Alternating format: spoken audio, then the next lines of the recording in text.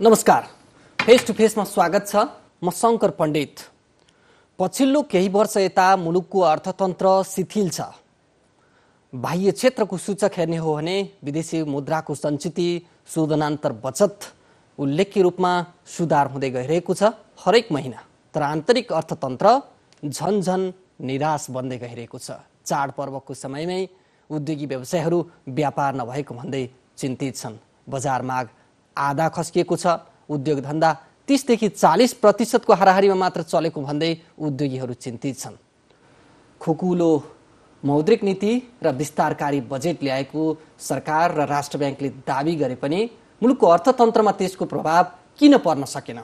अर्थतन्त्रमा भएको के हो? यी लगायत समग्र अर्थतन्त्रका बारेमा कुराकानी गर्छौँ। त्यसका लागि हामीसँग हुनुहुन्छ नेपाल चेम्बर अफ कमर्सका निवर्तमान अध्यक्ष राजेन्द्र मल्ल। सर नमस्कार, फेसबुकमा स्वागत छ। आराम हुनुहुन्छ? एकदम ठिक छ। तपाईँ ठिक हुनुहुन्छ, तर अर्थतन्त्रको स्वास्थ्य ठिक छैन, उद्योग व्यवसायको अवस्था ठिक छैन भन्ने चर्चा अहिले बजारमा सुनिन्छ। अवस्था त्यही हो? निश्चित रूपमा समग्र रूपमै हाम्रो मुलुकको अर्थतन्त्र चाहिँ अलिकति खस्किएको अवस्था छ। जुन यो कोभिड-19 अगाडिको जुन अर्थतन्त्र चलायमान थियो, जिडिपी ग्रोथ पनि त्यो बेलामा झनै हाम्रो 7% हाराहारीमा थियौँ। अब त्यो खस्किएर चाहिँ धमाधम झरिरहेछ। तर अहिले आएर चाहिँ अलिकति भनौँ न गएको वर्षभन्दा पनि यसपालि चाहिँ 4% भन्दा पनि अलिकति अधिक चाहिँ जिडिपी ग्रोथ हुने भन्ने कुरा आएर छ। अहिले यो समग्र सार्क रिजनमा हेर्दाखेरि त्यसको इन्डिया बाहेक अरू छिमेकी मुलुकहरू चाहिँ अलि मिल्दोजुल्दो किसिमबाट हामी भइरहेछौँ। निश्चित रूपमा यो चाहिँ अर्थतन्त्रलाई एउटा जुन गति दिनको लागि हाम्रो मुलुकले केही न केही एउटा चाहिँ आर्थिक स्थायित्व दिनको लागि एउटा नयाँ कदम पनि चालिनु पर्दछ भन्ने कुरा चाहिँ राख्न चाहन्छु। अब यही अहिले भने जस्तै जुन जेठ 15 गते बजेट आयो, त्यो बजेटलाई सरकारले विस्तारकारी बजेट भन्यो।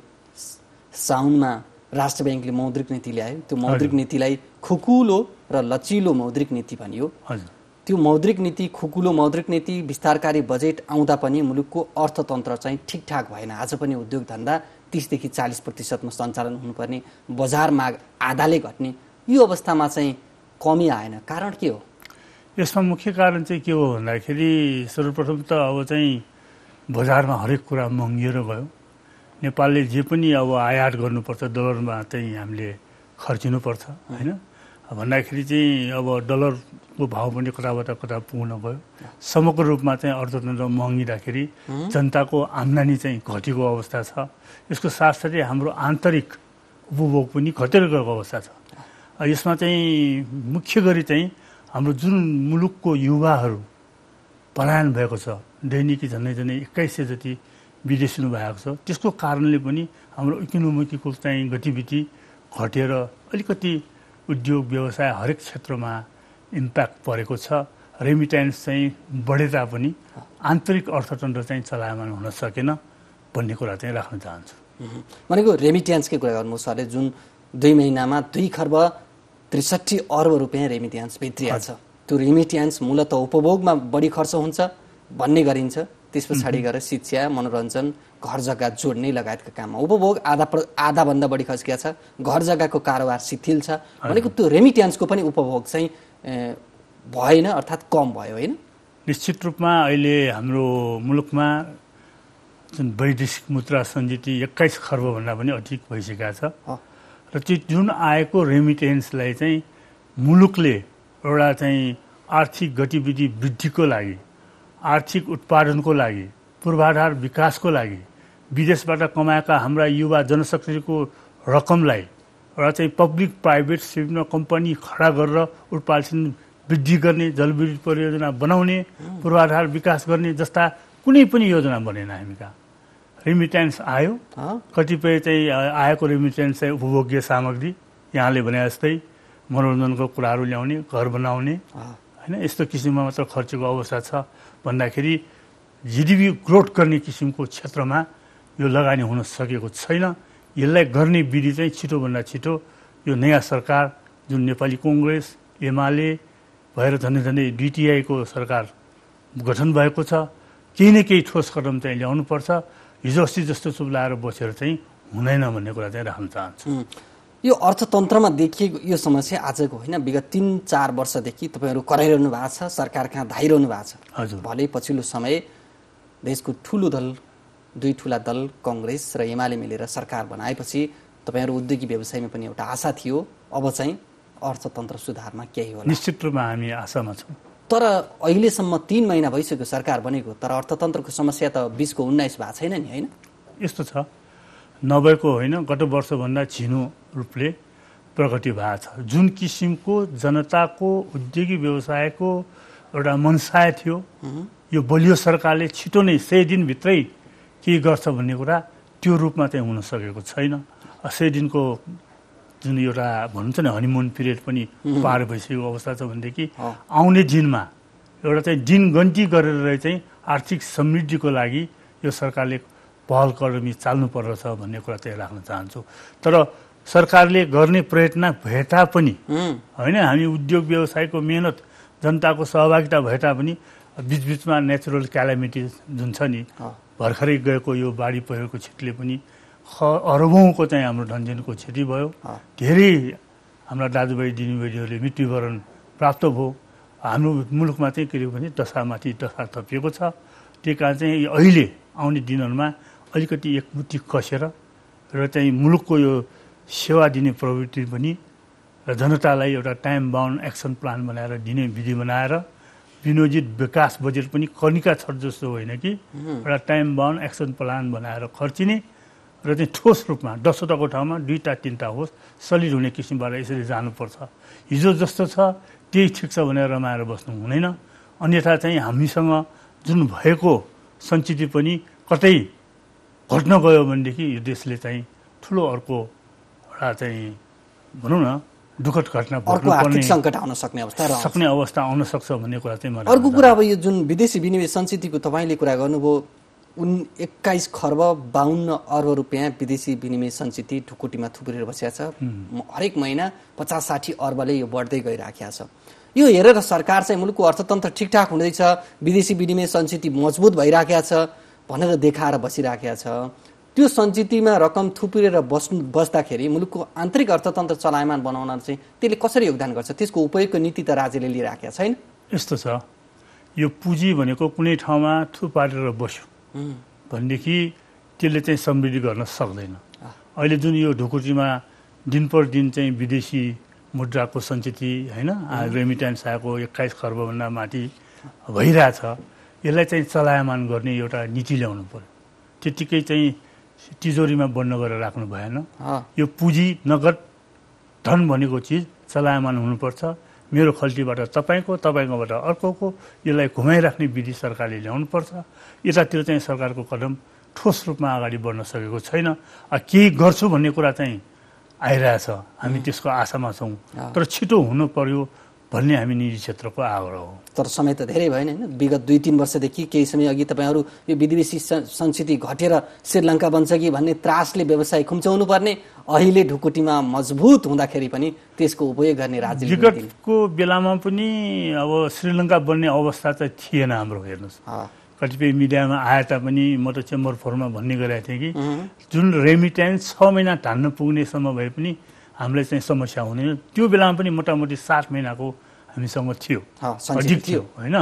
भन्दाखेरि त्यही बेलामा अलिकति अर्थतन्त्रलाई चाहिँ कतिपय नियन्त्रणमा आयातमा नियन्त्रण गर्ने अनि अन्य चाहिँ यो आर्थिक क्रियाकलापमा चाहिँ कसिलो नीति ल्याइदिने गर्दाखेरि अलिकति यो अर्थतन्त्रको एउटा विकासमा यसले अलिकति सङ्कुचित बनायो। त्यही बेलामा हामीले चाहिँ चाहिने रिजर्भ जुन ब्यालेन्स अफ पेमेन्ट राखेर अर्थतन्त्र चलायमान गरी जानुपर्नेमा हरेकतिर चाहिँ धारा चाहिँ कसिने काम हो। त्यसले गर्दाखेरि त्यसको इम्प्याक्ट बिस्तारै अहिले पर्दै आएछ। अब अहिले फोकाए पनि ढिलो भयो, यो छिटो रूपमा हुनुपर्ने ढिलो रूपमा भइरहेछ। अझै पनि कतिपय कुरा मौलिक नीतिले सम्बोधन गर्नु पनि चाहिँ भएको छैन भन्ने कुरा राख्न चाहन्छु। हरेक क्षेत्रतिर सुधार भए तापनि जुन यो घर जग्गाको लागि होइन, विशेष गरी घर जग्गा लोन हुन्छ नि, प्रायः सबैले होइन, अब जागिरदार होस्, व्यापारी मध्यम खाले होस्, सबैले लोन लिएर नै कारोबार चलाएको हुन्छ। यो लोन टु भ्यालु अझै पनि एकदम कसिलो छ, आधा भनेको छ। 60% 50 लाखलाई दिने भन्ने कुरा आइरहेछ। यसलाई चाहिँ लोन टु भ्यालु चाहिँ बढाएर 80% लगियो भनेदेखि यो अर्थतन्त्र पुनः चलायमान बन्छ भन्ने कुरा चाहिँ राख्न चाहन्छु।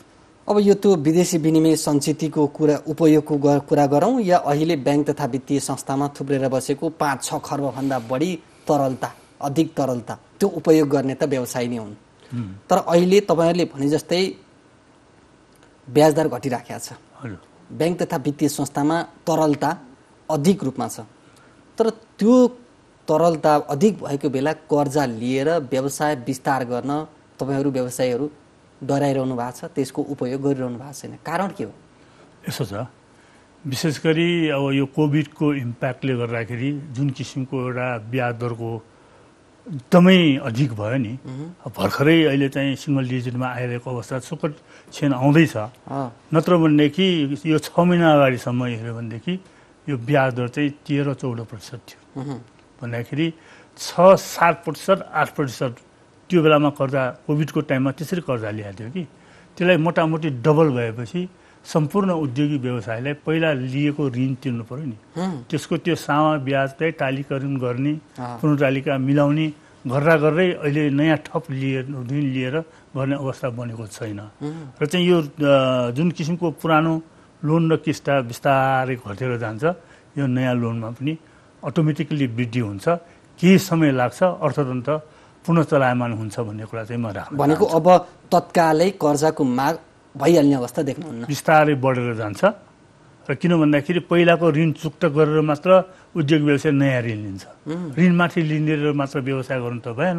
अब हामी कहाँ के छ भनेदेखि आफूले चाहिँ ऋण लिने, घर जग्गा राखेर अनि बजारमा उधारमा फ्याल्ने होइन। यो कारणले पनि हामी पछाडि परिरहेका छौँ कि म त एउटा कुरा के थप्न चाहन्छु भनेदेखि हाम्रो मुलुकमा यो डिजिटाइजेसन र नगदी कारोबारलाई प्रशय दिने किसिमको राष्ट्र बैङ्कले मौद्रिक नीतिमा थप ल्याउनु पर्छ भन्ने कुरा चाहिँ राख्न चाहन्छु।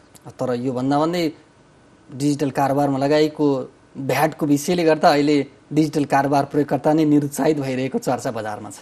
यस्तो छ, अब भ्याटको विषयमा लिएर चाहिँ कस्तो छ भनेदेखि हाम्रो मुलुकमा निश्चित रूपमा यो चाहिँ नगदी कारोबारलाई प्रशय दिने भन्ने किसिमको नीति अन्तर्गत ल्याइएको हो। त्यसको कार्यान्वयनको पाटो चाहिँ फितलो हो। हामी उद्योगी व्यवसायले चाहिँ भ्याट बिल काटेर चाहिँ सरकारलाई चाहिँ 25 गते हरेक महिनामा बुझाउनु पर्छ भ्याटको रकम होइन। तर हाम्रो रकम सबैको व्यवसाय हेर्न जानुहोस् बजारमा उधारमा गइरहेछ। 10-12% चाहिँ नगदीमा होला कि होला, तर बाँकी चाहिँ 85-90% चाहिँ उधारमै कारोबार चलिरहेछ। जबसम्म चाहिँ कारोबार उधार हुन्छ तबसम्म मुलुकको आर्थिक गतिविधि स्थायी र चाहिँ घटिलिन सक्दैन भन्ने कुरा चाहिँ राख्न चाहन्छु। यो उधारको विषय सरकारले जुन बजारमा हरेक वर्ष उधारो बढ्ने तपाईँहरूले नै हो के होइन, यो उधारो उठाउने पनि नीति चाहियो। निश्चित रूपमा नीति भन्दा पनि यो उधारो गरेपछि जस्तो सामान लिएर गयो उसले चेकद्वारा चाहिँ भुक्तानी गरेको हुन्छ, त्यो चेक बााउन्स भयो भनेदेखि त्यसलाई कालो सूचीमा राख्ने विधि ल्याउनु पर्यो। र चाहिँ केही नियम चाहिँ ल्याएको छ, तर प्रहरीमा ढाउनु पर्ने किसिमको नियम छ।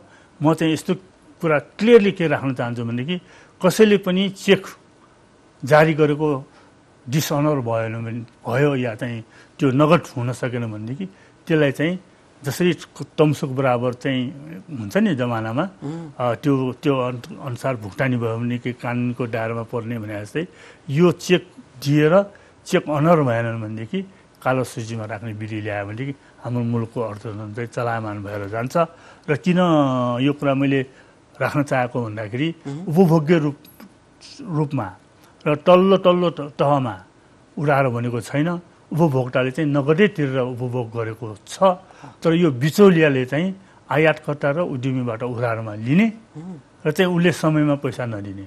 एकजनासँग लियो, उसले कचकच गर्यो भने अर्कोमा गयो, फेरि अर्कोमा गयो। यो किसिमको भएको कारणले अलिकति अर्थतन्त्र गिजिरहेको छ हामीसँग होइन। जस्तो भारतमा विगतमा त्यस्तो थियो हामी सानो हुँदाखेरि, अहिले चाहिँ यो 10-15 वर्षमा धेरै फड्को मार्यो नगदी कारोबार र डिजिटाइजेसनले होइन। चीन कहाँबाट कहाँ पुग्यो होइन। चीनबाट कुनै सामान हामीले खरिद गर्नु पर्यो भने 30 देखि 10% सम्म होइन एउटा एडभान्स दिने, अनि सामान तयारी भएपछि त्यहाँबाट चाहिँ बिल्टी आउँछ, ब्याङ्कबाट हामीले प्राप्त गरेपछि भुक्तानी पठाएर मात्र सामान क्लियर गर्ने प्रचलन छ।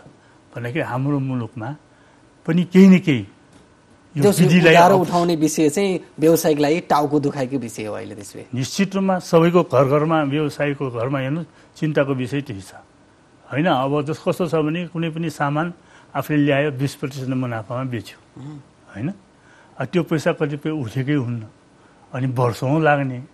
तर नगद कारोबार हुन साथै तपाईँको 2% मुनाफामा मात्र बेच्यो भनेदेखि महिनामा 12 चोटि वर्षमा घुमाउँदाखेरि 24% नाफा हुन्छ, जसले गर्दाखेरि उपभोक्तालाई पनि सस्तो हुने, उद्योगी व्यवसाय पनि फस्टाउने। यस्तो किसिमको नीति एउटा चाहिँ राष्ट्र ब्याङ्क सरकारले एउटा दृढ रूपमा ल्याउनुपर्छ।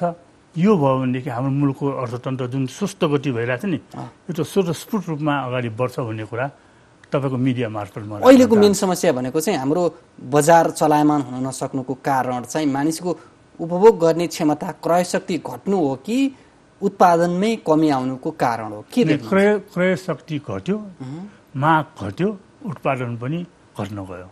बिना माग उत्पादन मात्र गरेर त भएन होइन। त्यो समस्या चाहिँ मेन कुरा हो। उपभोग र चाहिँ एउटा चाहिँ जुन छ नि मागै घटेर गएको अवस्था छ। अब कतिपयले सरले अहिले पनि भन्नुभएको थियो यो वैदेशिक रोजगारी, खपत गर्ने युवा जनशक्ति ठुलो जमात वैदेशिक रोजगारीमा जाने यो ट्रेन अहिले पनि चलिरहेको छ। यसले गर्दाखेरि चाहिँ अहिले जुन बजारमा देखिया समस्या छ त्यो समस्या तत्काल छुमन्तर भइहाल्ने, सरकारका नीतिले भइहाल्ने जस्तो देखिँदैन भनेर टिप्पणी गर्छन्। किनकि विदेश जाने बढै छन्, त्यसले गर्दाखेरि हाम्रो यो उद्योग धन्दाहरूको क्षमता तत्कालै बढिहाल्ने र अर्थतन्त्र चलायमान भइहाल्ने अवस्था चाहिँ अब रहँदैन नेपालमा भन्छन्। त्यो के सही हो? रहँदैन भन्ने कुरा होइन। अब चाहिँ यो उद्योग व्यवसाय कसरी एउटा उत्थान गर्ने होइन, हाम्रो जुन पलायन भएका युवा शक्तिलाई नेपाल आउँदाखेरि उहाँहरूलाई कुन क्षेत्रमा हामीले चाहिँ सेवा प्रदान गर्ने, सेवा लिने भन्ने किसिमको एउटा हाम्रो योजना पनि हुनुपर्छ कि। अहिले हाम्रो चाहिँ के छ भन्दाखेरि जति पनि अब युवा विदेश जाने, रेमिटेन्स पठाउने, त्यसमा रमाउने भयो। तर त्यही युवाहरू चाहिँ स्वदेशमा आउँदाखेरि उहाँहरूले के कस्ता सिपहरू सिकेका छन् त्यो सम्बन्धी एउटा डाटा राख्ने विधि नै छैन हाम्रो कहाँ। त्यो डाटा राखेर होइन, चाहे चाहिँ सङ्घीय सरकार होस् या स्थानीय सरकार होइन, सङ्घीय सरकारले चाहिँ इमिग्रेसन मार्फत, स्थानीय सरकारले त वडामै छ नि भनेको के कस्ता सिप सिक्यो, उहाँलेहरूले सिकेको सिप अनुसार त्यस्तो किसिमको काम स्वदेशमै बस्ने एउटा चाहिँ अन्तर्राष्ट्रिय कम्पनीको ब्याकअपको रूपमा भने वातावरण पनि हामीले बनाउनुपर्छ। त्यतातिर कुनै पनि गृह कार्य भएको छैन। यसतर्फ सम्बन्धित मन्त्रालय, विशेष गरी श्रम मन्त्रालयलाई, श्रम मन्त्रीज्यूले मैले चाहिँ भेटघाट हुँदाखेरि चाहिँ आग्रह गरेको छु, यो सम्बन्धी उहाँहरू सकारात्मक हुनुहुन्छ होइन, यो छिटो गर्नु पर्यो, सुन्ने र चाहिँ उडाउने कुराहरू चाहिँ हुनु भएन भन्ने कुरा चाहिँ राख्नु। खपत गर्ने जनशक्ति दिन प्रतिदिन पलायन हुनु त तपाईँहरू जस्ता उद्योगी व्यवसायीका लागि त ठुलो चिन्ता र टाउको दुखाएको विषय हो नि। उद्योगी व्यवसायको लागि मात्र होइन, मुलुककै लागि चिन्ताको विषय, हामी आम जनताको लागि पनि चिन्ताको विषय। भोलि सबै युवाहरू विदेश जाँदै गयो, फर्किने रेसियो घट्दै गयो भनेदेखि त यो मुलुक त वृद्धस्थल पो हुन्छ त 25-30 वर्षपछि। यतातिर पनि त हामीले सोच्नु पर्यो। त्यो बेलामा यहाँ कसले लगानी गर्ने, कसले लगानी गर्ने, कसले काम गर्ने। अहिले पश्चिमतिर हेर्नुहोस्, त्यहीँ कुनै जिल्लाको गाउँै चाहिँ खाली भइरहेको छ। यो त दुःखद कुरा हो नि। भन्दाखेरि यसलाई के गर्ने, कतिपय कुराहरू चाहिँ ल मान्छे चाहिँ एउटा एक ठाउँबाट अर्को ठाउँमा बसाइसराई भए, विदेशै गए, त्यो भएको जमिन जुन छ नि बाँझो जमिन, त्यसलाई कसरी उत्पादनमा लग्ने एउटा राष्ट्रिय नीति नै चाहियो कि। यो बजेटको बेलामा भाषण मात्र भनेर भएन। यो सङ्घीय र स्थानीय सरकार मिलेर तत्कालै होइन, केही नभए पनि यो खाली जमिनमा एउटा उत्तिसको बिरुवा त रोप्न सकिन्छ, एउटा वनमारा घाँस पनि त रोप्न सकिन्छ नि। त्यो त जडीबुटीजन्य कुराहरू, यस्तो पनि केही भएन के। यस्तो किसिमको एउटा सरकारी नीति नै बाँझो जमिन नपार्ने, युवा जनशक्ति विदेशमा पलायन भए पनि उहाँहरू स्वदेशमा आउँदाखेरि उहाँको सिपलाई संरक्षण गर्ने, त्यो आधारमा हामी उत्पादनमा जाने भन्ने नीति पनि हाम्रो सरकारले ल्याउनुपर्छ भन्ने कुरा चाहिँ राख्न चाहन्छौँ। अर्को कुरा अब यो जुन ब्याज दरको कुरा अघि भन्नुभएको थियो केही समय अगाडि यो ब्याज दर बढेर 14-15% कर्जाको ब्याज पुगेको थियो। अब अहिले भले त्यो घट्दै आइराखेको छ। अहिले यो कर्जाको उपयोग नहुनुमा ऐश्वर्यभरिका कुरा त भइहाले, त्यो सँगसँगै तपाईँहरूमा एउटा त्रास छ, त्यो भनेको फेरि अस्थिर छ ब्याज दरको प्रणाली। कति बेला यो ब्याज दर बढेर आज 9%मा ब्याज लिए पनि त्यो ल्याएर उद्योग लाउँदा नलाउँदै उत्पादन थाल्दा नथाल्दै त्यो ब्याजको कर्जा बढेर 16-17% पुग्देला भन्ने चिन्ता पनि हो तपाईँहरूलाई? अहिले भर्खरै मान्छेको एउटा आफ्नो व्यवसायमा वज्रपात र भोगेको तितो सत्य कुरा हो यो। र कतिपय उद्योगिक व्यवसाय थप ऋण लिएर काम गर्दाखेरि किन ब्याज दर स्थिर छैन, कि त चाहिँ एउटा ब्याज दर स्थिर लकअप गर्ने सिस्टममा हामीले मुलुकले निजी ल्याउनुपर्छ, विशेष गरी ब्याङ्कले त नि। अब चाहिँ सुरुमै बरु 1-8% बेसी लिने, 7% ठाउँमा 8-8को ठाउँमा 9 तिर्ने, तर त्यो बढेर एकचोटि 16 नपुगोस्, त्यो लकअप सिस्टम ल्याउनु पर्छ। राष्ट्र ब्याङ्कले छ भन्छ, ब्याङ्कले दिँदैन। तर यो किसिमको लकअप नीति ल्यायो भने स्वतः रूपमा उद्योगिक व्यवसायले आफ्नो आवश्यकता अनुसार मुनाफा हेरेर रिस्कलाई म्यानेज गरेर थप लिन्छ। अझै पनि के छ भन्दाखेरि फेरि ब्याज दर वृद्धि भयो भनेदेखि घरबार विहीन हुन्छ भन्ने कुरा डर चाहिँ सबैमा छ। भनेको लगानी विस्तारका लागि एउटा प्रमुख आधार, विभिन्न आधारमध्ये स्थिर ब्याज दर पनि एउटा आधार हो। निश्चित रूपमा हुनैपर्छ। र लगानी गर्दाखेरि अन्तर्राष्ट्रिय प्र्याक्टिस के छ भन्दाखेरि विदेशतिर तपाईँले कुनै एउटा प्रोजेक्ट लोन लियो भनेदेखि इन्ट्रेस्ट रेट चाहिँ लकअप हुन्छ होइन।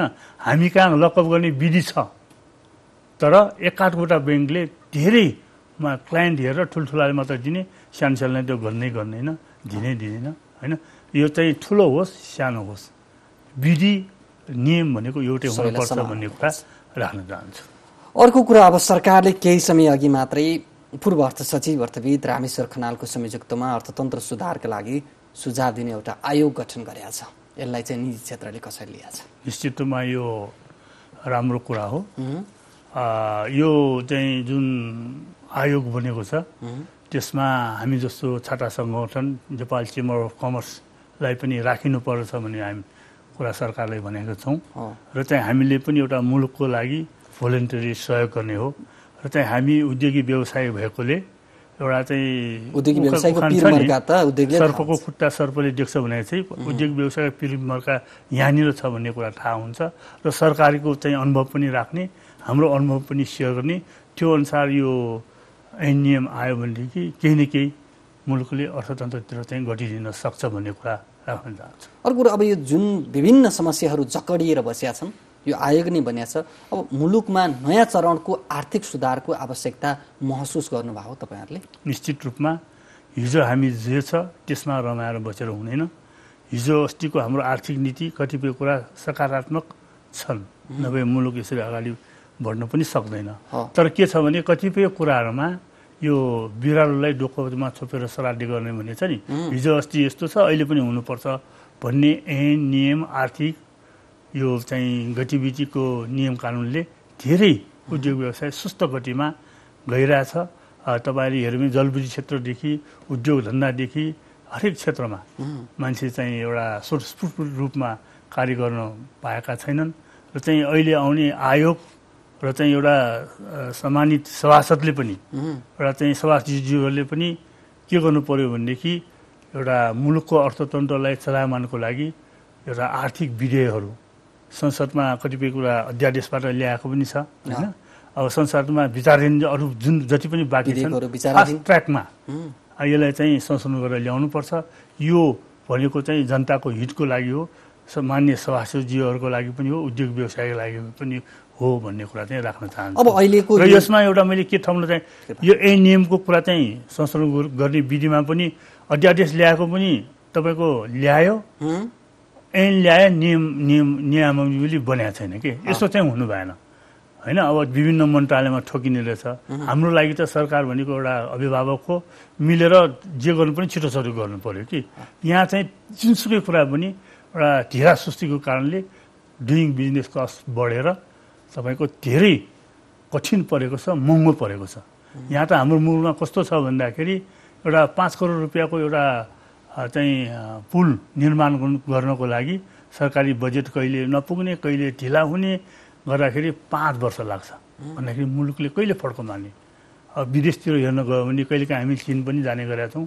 उहाँहरूले चाहिँ 200-400 किलोमिटरको सुरुङ मार्ग हेर्दा हेर्दै 6-8 महिनामै सिद्ध्याएको हुँदाखेरि हामी अचम्म हुन्छौँ कि हामी कहाँ चाहिँ एउटा पुल बनाउनलाई 5 करोडलाई 5 वर्ष।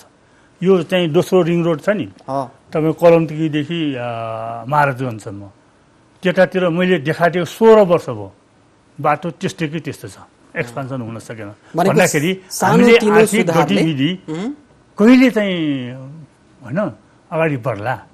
एउटा बाटो एक्सपान्सन कलङ्कीदेखि महाराजगञ्जसम्मलाई 16 वर्षसम्म भएन। भने अहिले जुन अर्थतन्त्रमा देखिएको समस्या छ त्यसको सुधारका लागि चाहिँ सानोतिनो सुधारले होइन ठुलै अपरेसन गर्नुपर्ने आवश्यकता निश्चित रूपमा गर्नैपर्छ र राष्ट्रिय सङ्कल्प पनि आउनुपर्छ। एउटा यो सरकारको मात्र होइन अपोजिसनको पनि सम्पूर्ण दलको आर्थिक योजनामा एउटा समान धारणा बनाएर यो मुलुकलाई अगाडि बढाउनु पर्दछ भन्ने कुरा चाहिँ राख्न चाहन्छु। अब यो चालु आर्थिक वर्षको 3 महिना सकिया छ। 3 महिनामा राजस्व सङ्कलन पनि सरकारको लक्ष्य अनुसार छैन। 14 खर्ब 19 अर्ब राजस्व सङ्कलन गर्ने भनेको छ। मासिक 1 खर्ब 18 अर्ब सङ्कलन गर्नुपर्नेमा यो करिब 3 महिनामा 2 खर्ब 51 अर्ब मात्र राजस्व उठेको छ। पुँजीगत खर्च त 8% भएको छ, 29 अर्ब रुपियाँ मात्रै भएको छ। अब यो सरकारले खर्च नगर्ने, खर्च नबढाउने, आफ्नो दायित्व वहन नगर्ने, निर्माण व्यवसायीले भुक्तानी नपाउने, दुध बेचेका किसानले भुक्तानी नपाउने, अब तपाईँ बिमा क्षेत्रमा पनि सक्रिय हुनुहुन्छ, कोरोना बिमाको त कुरा कहिले भुक्तानी पाउने टुङ्गो छैन। एउटा पनि आफ्नो दायित्व पुरा नगर्ने, बजारबाट ऋण मात्र लिइरहने र त्यसले चालु खर्च मात्रै चलाइरहने प्रणालीले त कसरी र कहाँ सुधार होला अर्थतन्त्र? यस्तो छ। अब हाम्रो मुलुकको राष्ट्रिय रोगै भनौँ न, बोल्नेलाई बोलिने, कार्यान्वयनको पाटो चाहिँ फिटलो हुने। हेर्नुहोस् यसरी चाहिँ मुलुक अगाडि बढ्दैन। हाम्रो देशको एउटा अर्थतन्त्रको चाहिँ गतिविधि कस्तो छ भन्दाखेरि एउटा 20 रुपियाँको निर्माणको लागि 80 रुपियाँ चाहिँ चालु खर्च मुलुकको समग्र। त्यसमा पनि विनियोजित विकास बजेटको कुरा राख्दैछु। 20मा पनि केवल वर्षको अन्तिममा 10-12% मात्र हुने, 10-12 रुपियाँ अथवा 10-12% भन्दाखेरि 87-88% चाहिँ चालु खर्च, 10-12% चाहिँ विकास निर्माण भन्दाखेरि यो मुलुकले कहिले फड्को मार्ने? हाम्रो यो चाहिँ कालान्तरमा चाहिँ हाम्रो यो अब हामी त 50औं वर्ष पार गरिसकेका छौँ, हामीले त देख्नै पाउने भन्ने पो चिन्ता लाग्यो भने त्यो रिङ रोडको 16 वर्षको कहानी। अर्को केही भयो भने अर्को चाहिँ फेरि त्यो पुरै रिङ रोड गर्न त 32 वर्षमै नभए 32 वर्ष त हामी चाहिँ बाँचेर नभए चाहिँ ला। अनि यस्तो किसिमको चाहिँ हुनु भएन। कतिपय कुरा मुलुकको आर्थिक समृद्धिको लागि, पूर्वाधार विकासको लागि यदि सरकारको पैसा छैन भनेदेखि अन्तर्राष्ट्रिय ठुल्ठुला कम्पनीहरूलाई मगाएर यहाँ होइन एउटा चाहिँ लिजमा दिन सकिन्छ तपाईँको चाहिँ। अनि त्यो ठुल्ठुला कम्पनीले एउटा छ नि यो टोल ट्याक्सहरू लिएर चाहिँ पनि निर्माण गर्नेछ, जुन अब चाइनातिर पनि छ, तपाईँको जापानमा छ, भारततिर गए पनि भइसक्यो। संसारमा यसरी मुलुकलाई चाहिँ पूर्वाधार विकास गरिरहेछ भनेदेखि हामी कहाँ एउटा यो हेटौँडा काठमाडौँको सुरुङ मार्ग भनेको यत्रो वर्ष भइसकेको छ, केही पनि भएन। यस्तो गतिविधि नहेर्न फास्ट ट्र्याकमा के हुने र चाहिँ सके सरकारले लगानी गर्ने, नभए ठुल्ठुला कम्पनीलाई लगानी गरेर भए पनि लिजमा दिएर भए पनि पूर्वाधार विकास गरिनुपर्छ भन्ने कुरा चाहिँ राख्न चाहन्छु। त्यो गरेर बजारमा पैसा पठायो भने अर्थतन्त्र चलायमान बनाउन, बजारमा अर्थतन्त्र पनि चलायमान हुने, देशको पूर्वाधार पनि विकास हुने कि सरकारसँग सो पुँजी पुग्दैन नि हामी कहाँ हो। त्यो कारण चाहिँ कतिपय कुराहरू लिजमा एफडिआई भित्र आएर एउटा चाहिँ लगानीमा वातावरण, मैत्री वातावरण मुलुकमा सिर्जना गरेर यो मुलुक अगाडि बढाइनु पर्दछ भन्ने कुरा चाहिँ राख्न चाहन्छु। अन्तिममा छौँ हामी। अब यो राजस्वको विषय हरेक बजेट आउने बेलामा तपाईँहरूसँग सुझाव मागिन्छ, तपाईँले पनि सुझाव दिनुपर्छ। दर होइन दायरा बढाउनु पर्यो भन्नुहुन्छ, क्षेत्रहरू खोज भन्नुहुन्छ, तर सरकार हरेक वर्ष दर मात्रै बढाउँछ र लक्ष्य महत्त्वकाङ्क्षी बनाउँछ। यो वर्ष पनि 14 खर्ब 19 अर्बको लक्ष्य छ। यो लक्ष्य तपाईँहरू आफैले पनि यो महत्त्वकाङ्क्षी नै देख्नु भएको छ। निश्चित रूपमा यति उठाउन सक्दैन। गएको वर्ष पनि सुरुमा प्रक्षेपण गर्यो, फेरि घटायो, यो बिचमा घटाउनु पर्ने अवस्था आउँछ। किन भन्दाखेरि हामी कहाँ चाहिँ सरकारलाई डर के छ भने राजस्व नपुग्ला भने चाहिँ कस्टममा धमाधम वृद्धि गरिने, अहिले झन् उल्टा नउठ्ने। तपाईँको एउटा नमुना अरबौँ यो चाहिँ सुनबाट चाहिँ हाम्रो भन्सार आउँथ्यो भनेदेखि अहिले नेपालमा 20% छ आयात कर भन्सार सुनको। भारततिर 6% छ। यत्रो 1800 किलोमिटर हाम्रो खुला सीमा छ। चाहिँ सुन चाहिँ भारतबाट सुई आइरहेछ। अब 6%मा त्यहाँ भारतको छ कस्टम। त्यहाँबाट खुला सीमाको कारणले अब सरकारले नियन्त्रण पनि गरिसकेका छैन, सकेको अवस्था छैन भन्दाखेरि यहाँ 20% यताबाट पनि अरबौँ क्षति भएको छ। यतातिर चाहिँ तत्कालै एउटा चाहिँ यो संशोधन गर्नुपर्छ भन्ने कुरा चाहिँ हामीले सुझाएका थियौँ। यो राजस्व प्रशासनमै सुधारको खाँचो देख्नुहुन्छ त? निश्चित रूपमा कुनै पनि कतिपय कुरा हामीले भारतले के गर्यो, ठुलो मुलुकको एउटा चाहिँ वोट त पर्छ नि यहाँ, ठुलो मुलुक मात्रै होइन, हाम्रो त खुल्ला सिमाना छ। ठुलो मुलुक प्लस खुला सिमानाको चाहिँ इम्प्याक्ट पर्छ भनेदेखि त्यो मुलुकले कस्तो एउटा आर्थिक नीति अवलम्बन गर्यो होइन। हाम्रो सामान त्यो चाहिँ उताबाट आउने भन्दा पनि सक्दो चाहिँ यताबाट जाने विधि बनाउनु पर्यो कि। अब चाहिँ अहिले सुन चाहिँ उताबाट बिना कस्टम आइरहेछ होइन। जुन कुरा चाहिँ अहिले अरबौँ राजस्व चाहिँ सरकारको गुमेको छ, अन्य क्षेत्रमा पनि गुमेको छ, हरेक चिज खानेकुरामा पनि बढाएको छ। त्यो पनि पोका पोका भएर दिउँसो साइकलमा ओसार्ने, राति राति गाउँमा पुऱ्याइरहेछ, त्यतातिर पनि नियन छैन। अरू यसमा पनि कस्टममा चाहिँ हामी घाटामा छौँ। त्यो भएर राजस्वमै कमी छ।